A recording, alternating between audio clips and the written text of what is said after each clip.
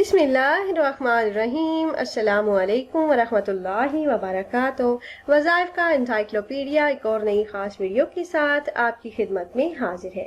ناظرین و سامعین، آج کی اس ویڈیو میں جو عمل آپ کے لیے لائی ہوں اس کا نام ہے صلاۃ الحاجت۔ آپ کو کسی بھی قسم کی حاجت درپیش ہو، اب وہ حاجت کسی انسان سے ہو یا اللہ پاک سے، تو آپ نے یہ نفل صلاۃ الحاجت کی نیت سے ادا کرنے ہیں۔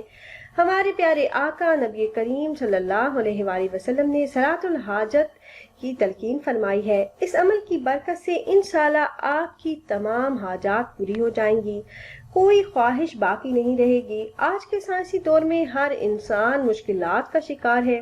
روزگار کی پریشانیاں، رشتوں کی بندشیں، مالی مشکلات، گھریلو ناچاکیاں، اولاد کی نافرمانی، گھریلو الجھنوں کا خاتمہ، ناممکن مشکلات کا خاتمہ، الغرض کوئی بھی حل نہ ہونے والا مسئلہ ہو تو اس عمل کی برکت سے اللہ پاک کی رحمت ایسی متوجہ ہوگی کہ ہر حال میں کامیابی یہ عمل کرنے والے کا مقدر بن جائے گی انشاءاللہ۔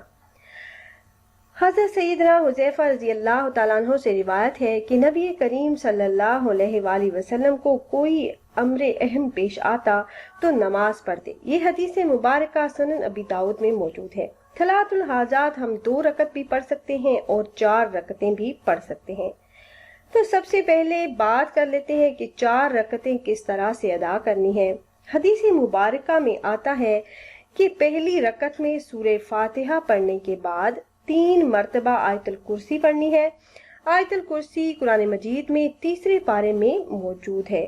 دوسری، تیسری اور چوتھی رکعت میں آپ نے سورہ فاتحہ کے بعد 1 مرتبہ سورہ اخلاص، 1 مرتبہ سورہ فلق اور 1 مرتبہ سورہ ناس پڑھ لینی ہے۔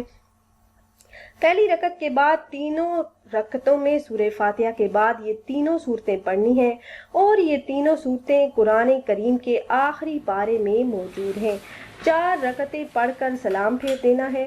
حدیث مبارکہ میں آتا ہے کہ جو انسان اس طرح سے 4 رکعتیں ادا کر لے گویا اس نے یہ 4 رکعتیں شب قدر میں ادا کی۔ تو کتنی بڑی فضیلت ہے اس نماز کی۔ اس کی برکت سے آپ کی حاجات تو پوری ہوں گی ہی، شب قدر میں 4 رکعتیں پڑھنے کا ثواب بھی عطا کیا جا رہا ہے۔ اگر کوئی 4 رکعتیں نہیں پڑھنا چاہتا تو 2 رکعتیں بھی پڑھ سکتا ہے۔ اس کا طریقہ بہت ہی آسان ہے۔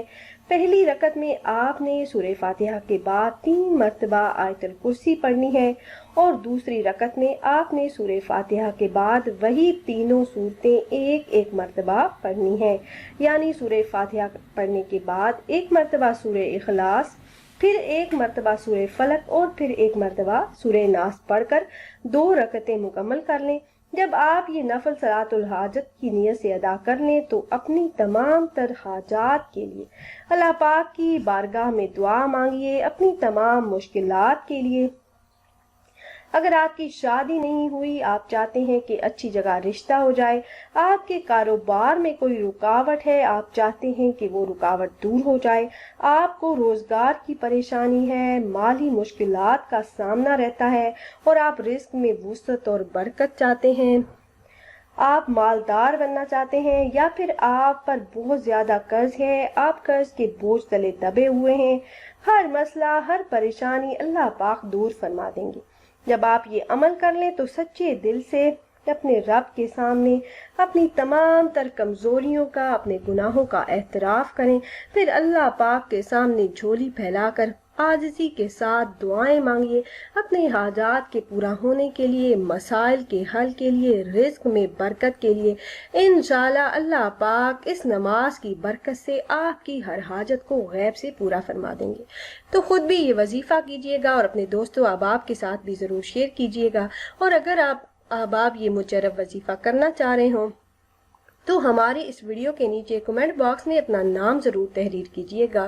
آپ کمنٹ باکس میں اپنا نام تحریر کرتے ہیں تو ہم اپنے علماء کرام سے گزارش کرتے ہیں کہ وہ آپ کے مسائل کے حل کے لیے اور عمل میں کامیابی کے لیے خصوصی طور پر آپ کا نام لے کر آپ کے لیے دعا کریں۔ پھر حاضر ہوں گے ایک اور نئی خاص ویڈیو کے ساتھ، تب تک کے لیے اللہ حافظ۔